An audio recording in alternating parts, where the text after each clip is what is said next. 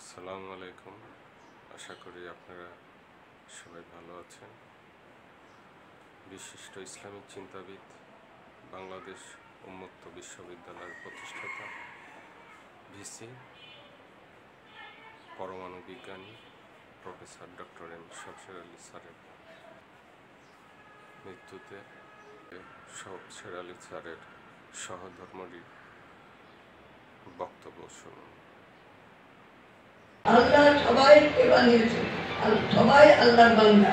আমি আল্লাহর বান্দা।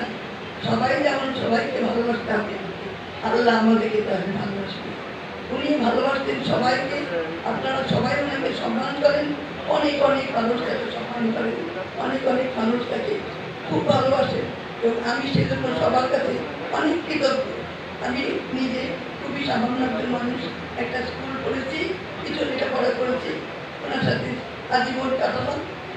ওনার সম্বন্ধে অনেক কিছু বলার আছে, তাতে বলা যাবে না।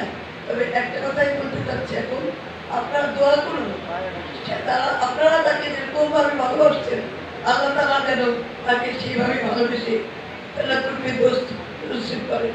এটা বলে আমি শেষ করতে চাচ্ছি। অনেক অনেক ধন্যবাদ। আসসালামু